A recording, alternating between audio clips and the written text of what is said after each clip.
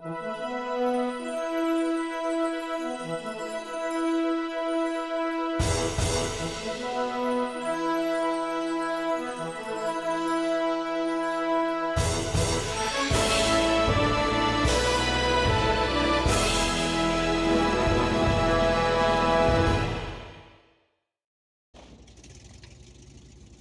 back to What Arty Noobs with General Disturbance. This is the Conqueror Gun Carriage. It's the Tier 10 British SPG.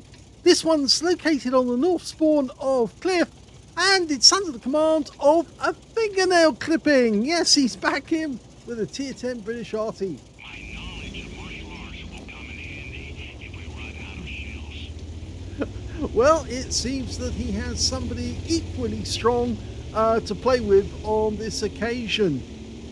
Anyway, there you go, he's made it down the cliff and he's parking up behind the bushes.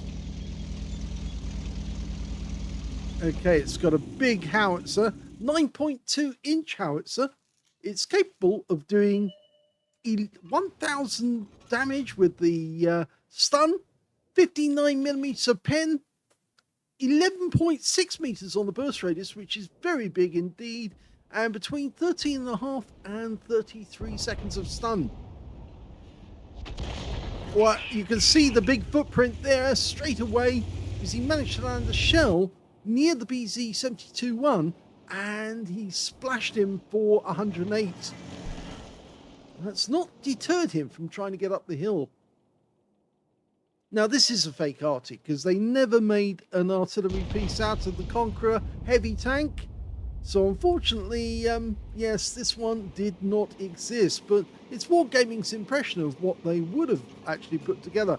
In fact, actually, the British did build other Arty, including the Abbott, and they actually bought from the Americans as well. Now, after firing that one, he's backing up, changing position just slightly. You only need to do a small amount of movement to actually get out of the original position. And he's got some stun assists there. 630 from the AE Phase 1. Yes, you only need to move a small amount. You don't need to move a huge amount, but it does help to move just a little with the big Arty, because of course you've got a very long reload. Standard reload for this one, 44.1, and you can see here the fingernail clipping's got 34.83. Now he's lined up on that CS-59, rounds out, and yes, a solid hit for 494.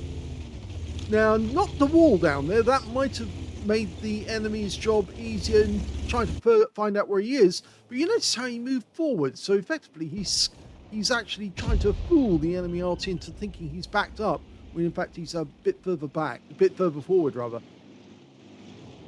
In fact, spoofing enemy Arty into thinking you are somewhere where you're not is quite an interesting task in its own right.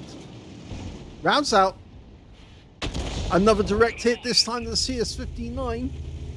Sometimes I would actually go along knocking the entire wall down on certain areas, but leaving certain trees up to give the enemy the impression that I was just trying to cover when I was moving about.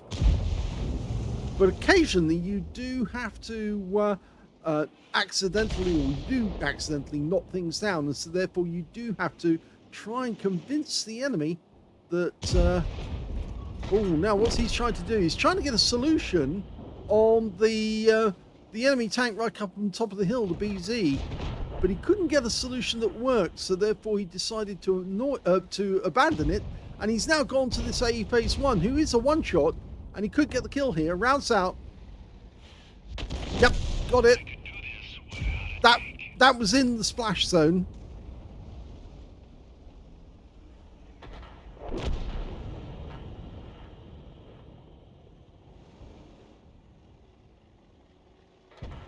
Okay, this is going to be interesting because our UDES is coming up on top of the hill and their BZ is right on the opposite side and they are facing off against each other. Now, the BZ could suffer significantly if our shell lands anywhere near him. Rounds out. This looks good. It is good. Direct hit on target, 528. And he's backing up, but he knocked the wall over again. But again, he's going to try and fox the enemy by moving forward.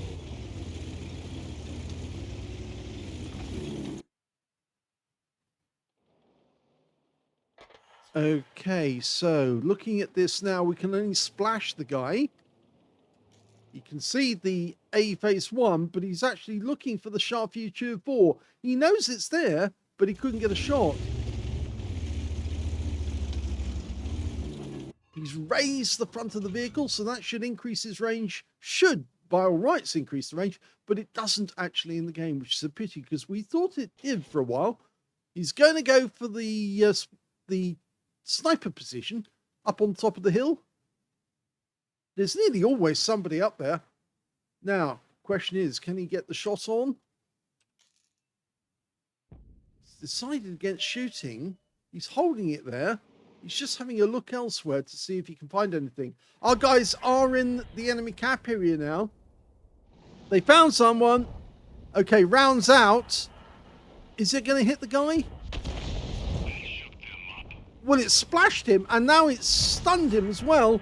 And we are getting stun assist. In fact, although he's gone unspotted, he is still up there. And I think we may have hit the Striv 103B at the same time.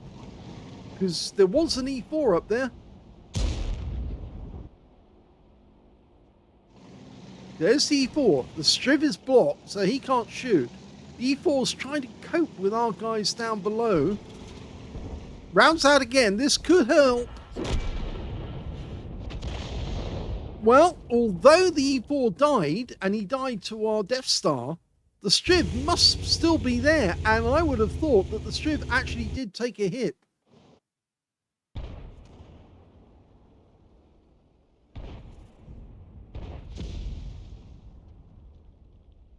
Okay, Striv's still there.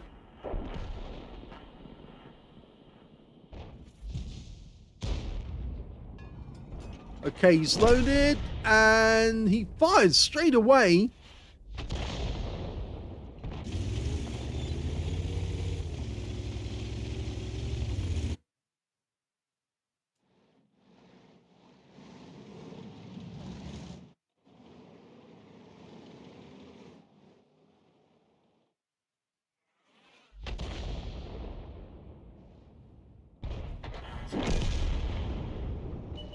Okay, we found the E4, the other E4 on the enemy team. He's gone straight away. Now we're looking for the T-54. Getting a request for fire. Rounds out. Oh, he dies before our shell arrives. There's only two enemies left now. The Sharp Future 4 and the BZ-72 right up on top of the hill. We can't see him at the moment. And we just lost another tank to that Sharp Future 4. He just took out our Cobra. We might be able to get a splash kill, but no, the BZ has been spotted. Again, he was hugging the back of that lighthouse. That's why he was safe. The Sharp Future 4's gone down to the T-95. Just leaves the BZ up on top of the hill to kill. Can't see it. He's holding the aim down at the moment. There he is. Lines up the shot. I land it. Try and land it behind him. You'll get the hit points from the 60 TP. Rounds out. Yes, he did it right. 132. But he got rid of the stun very, very quickly. He knows he's in danger. He knows that he could be out of the game very shortly. So unfortunately, he took away the stun, and we're capping, which is a bad mistake, because at this point, we want the extra points.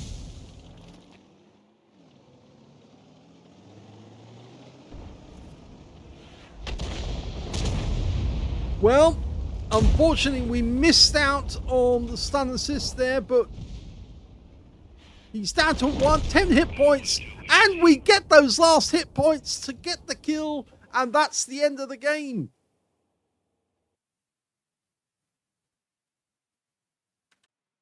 Here's the end of battle results, and that was a first-class tanker for a fingernail clipping in the Conqueror Gun Carriage. He managed to get a bruiser medal for getting at least 5 critical hits. In fact, he got 7, and his win rate from the game was 3,467, which is super income standard, but sadly there was no other medals.